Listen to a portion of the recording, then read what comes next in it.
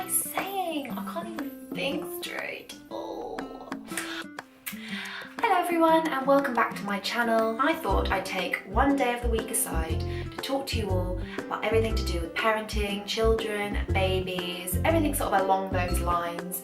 Today I thought we'd discuss the topic of breastfeeding. Now I know when Alka was just born and when I was pregnant that I had lots of questions about breastfeeding, how easy it was, if it was something that was just natural and just happened, if I had to learn it. So I had to do lots of research and I asked like midwives, etc. if they had any advice for me.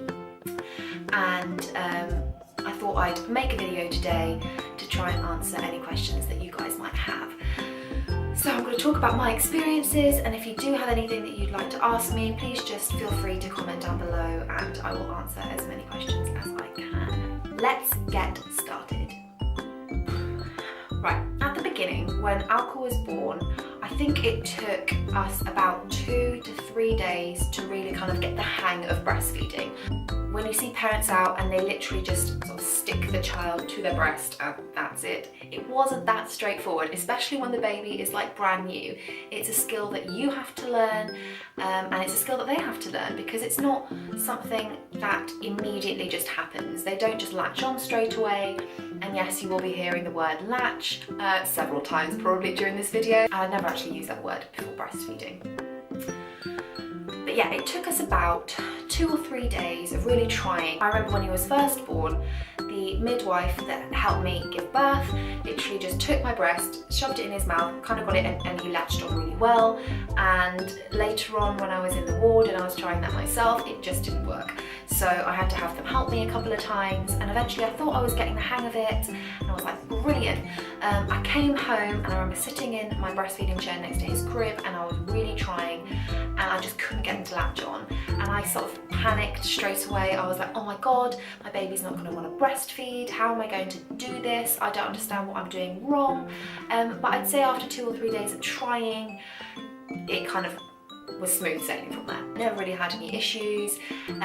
He was latching on really well, he was feeding really well, everything was going sort of as by the book, so that was great.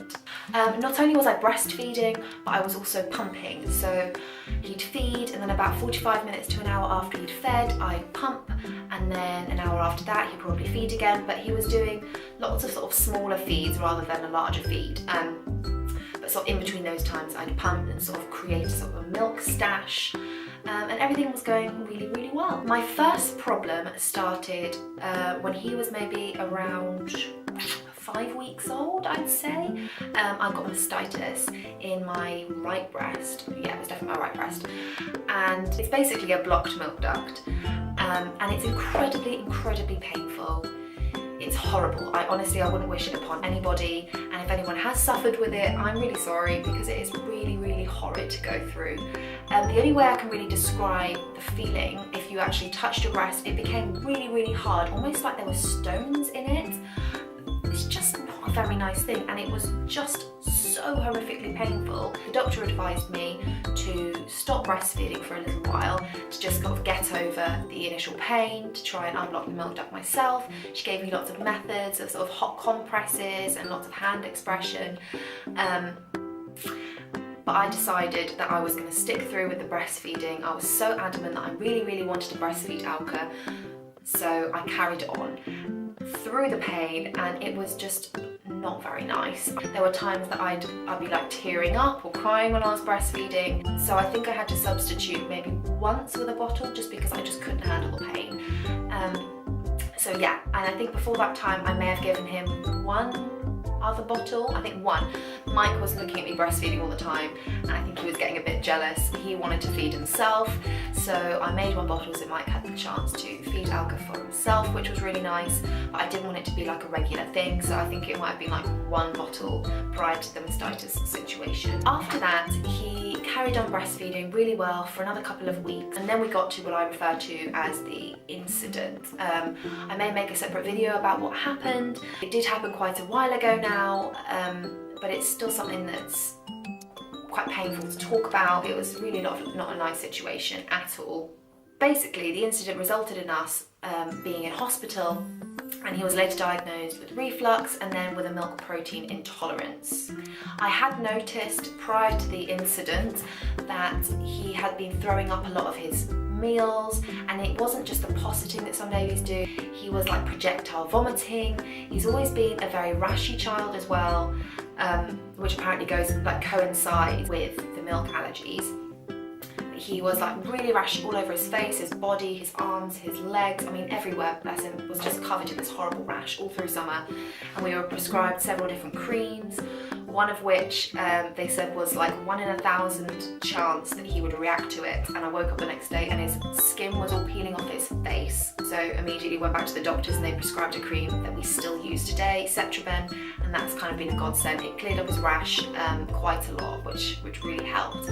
But sort of ever since then, he was throwing up a lot, and the doctor said he had a milk protein intolerance. They put me on a non-dairy, non-soya, non-egg diet, which I've referred to several times throughout my vlogs, because there's Mike like eating chocolate, and now it's Christmas time and I'm seeing all these good things in the shop and I just can't eat them, which I know I'm doing it for Alka and I'm really trying the best for him, but it is always hard when you see someone eating a bar of chocolate in your face and you know you can't have it, especially being like the major chocoholic that I was before I started this diet.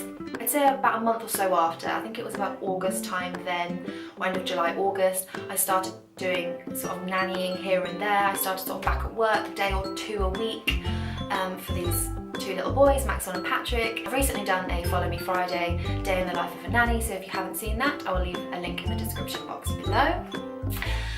They are just absolutely lovely, but I started that in August, and because I initially wanted to create a bond with them before introducing Alka, I took a couple of days and just focused on the boys. So I couldn't bring Alka along and therefore couldn't breastfeed. So we've been prescribed a special formula from the doctors, and Mike had to put him on that formula, and also I had some breast milk that I'd recently pumped as well, which he was also feeding Alka in a bottle. And that led us to problem number 2, his breast strike. Yeah, what can I say about his breast strike? It was so frustrating, really, really frustrating. There were times when I'd be trying to get him to latch on, we'd be lying on the bed, we'd get into all these different types of positions. I tried them all, I tried every single technique that I'd researched. I had midwives tell me different techniques when I first started breastfeeding, and nothing worked. He seemed to get really angry, really frustrated. It ended up both of us crying because I couldn't get him to feed and he didn't want to feed from me, so I had to put him on a bottle to feed my child. I mean, it wasn't what I wanted to do. I was kicking myself the whole time. I felt really, really low at that point. In my mind, it's always been sort of the normal, natural thing is to breastfeed your child. Had we been back in the Stone Age, if he hadn't been breastfed, he might not have even survived. I've always had this idea in my head about breastfeeding for the first year, solely breastfeeding, not giving a bottle, but I didn't have a choice. I couldn't not feed my child, I couldn't let my child starve, and he was refusing, point blank, refusing to breastfeed. So I had to give in, I had to give him a bottle, and I went through a bit of a low point at that stage, but there was nothing else I could do. That lasted probably around 2 weeks, I'd say, give or take 2 weeks, and then he was back on the breast again. Now, I did some extra research, and apparently when you're coming onto your period, sorry TMI, when you're coming onto your period, breast milk can actually change taste. It becomes a bit saltier, so your baby's more likely to be put off the breast milk around that time. And I realised that it actually really coincided, and it actually coincided with my period at that point. So it sort of made sense to me that he wasn't going to be breastfeeding, and additionally he was having bottles because I was at work, so it kind of put him off breastfeeding even more. But yeah, 2 weeks later he was back breastfeeding again and everything was going great. Unfortunately, because I had been supplementing with some pumped breast milk in bottles and some formula in bottles, and he wasn't breastfeeding for those 2 weeks, my milk supply had dropped.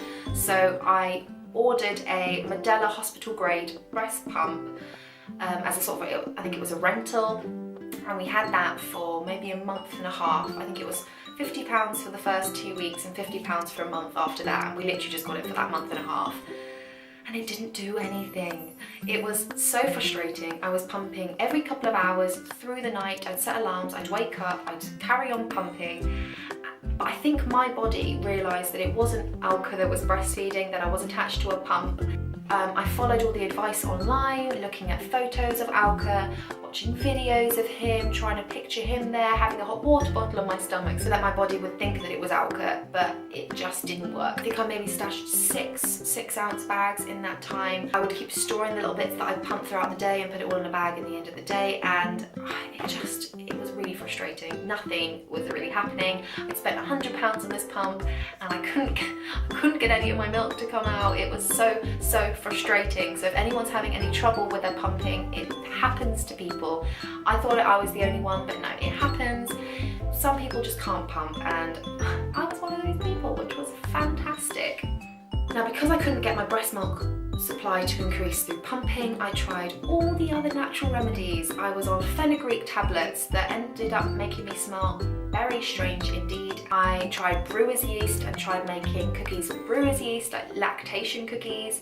They were disgusting. They were foul tasting, and I pride myself in my cookie recipe. I am a damn good cookie baker, and it was rank. Oh my god. The only way I can describe it is if you made a normal cookie dough and then you went, oh, I know what I'll add, a really big dollop of Marmite. That is what it tasted like. Oh my god, it was so disgusting. Don't make them unless you were like desperate, and I was desperate, so I made them and I literally binned them all. I couldn't do it. It was just disgusting. So I also tried mother's milk tea. That was okay. I quite like herbal teas. A lot of people say they don't like mother's milk tea. It's, what is in there? I think it's like aniseed. It's almost like licoricey tasting, and I am a big lover of licorice, being Dutch. So I didn't actually mind it too much, but it didn't really seem to do anything for me either. I also was eating so much porridge. I had porridge for breakfast. I made oatmeal raisin cookies, the normal ones without the brewer's yeast. I was consuming oats in like any way, shape or form. Couldn't get my milk supply to increase. So I just carried on breastfeeding as much as I could. I was also having to substitute I think it was one feed a day, and that was the feed before he went to sleep, with the prescribed formula. I found that even though I'm sticking to this diet, and I was back then, that he'd still be throwing up a little bit, he'd still be getting rashy. So although I thought it was really important to carry on breastfeeding, give him the breast milk, before he goes to sleep, I didn't want to end up irritating his stomach, so I'd only give him the one formulated bottle before bed, just so that he had a nice easy night, and he wouldn't be in pain or flaring up in the middle of the night. So I did breastfeeding every other feed, and then just the one bottle before bed. And then he went through another breast strike. Now we've gone through several breast strikes now, which is brilliant, but I'm used to it, I guess.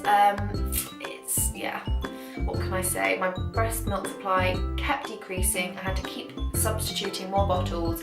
My milk supply is very low. It's basically run out now from the freezer. So I'm just trying my best at the moment to sort of balance the formula and the breast milk.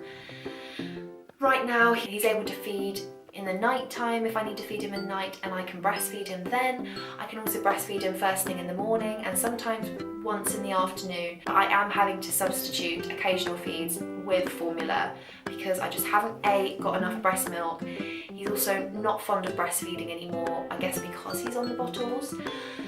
But I'm just trying to do the best I can, and I think that if you as a parent are doing the best that you can, you shouldn't kick yourself if you have to give your child a bottle. And I spent a lot of time really putting myself down because I was giving him a bottle. I wouldn't ever want to give it to him. I'd ask Mike to give him the bottle instead because I just felt I shouldn't be feeding him a bottle, but I couldn't do anything about it. I still can't do anything about it. So don't be so judgmental really if you see a parent feeding their child a bottle with formula, because you don't really know their story. I mean, everyone has a story. I just know that I'm trying my best to do what's right for my son. I try breastfeeding as much as I can, but if that doesn't work, I'm not going to let it get to the stage now where we are both getting frustrated, and I will just substitute with a bottle. And I can't really do anything about that. I know that he's happier on a bottle. I know that it's probably actually better for him to be on a bottle because he's not reacting to my milk. And all the breast milk that I am giving him, although he reacts a little bit to it, he's at least getting the goodness and the protection from the breast milk. So we're kind of doing both at the moment, and I don't know if it will stay that way. I think we're just going to have to wait and see. It might be down the line that I'm back on breastfeeding completely and somehow everything's changed. But I think the most likely scenario is that eventually I'm just going to have to give him formula from a bottle, and I'm just going to have to accept that. Right, I really hope you enjoyed this video. It's just a sit down video, more of an informative thing, talking about my story. If you did want me to make any more videos similar to this, then please do let me know. Also, please remember to like this video or dislike. If you didn't like it, just dislike the video. I'd like your honest opinion. Subscribe if you want to. Follow me on my other social medias. I'll leave them in the description box below. I've got a Twitter, I've got a Facebook, I have got an Instagram, but I don't use that, but I will set that up again and post some lovely photos of little Alka being super cheeky, because he is a really cheeky chap. Keep smiling, and I will see you all very, very soon. Goodbye!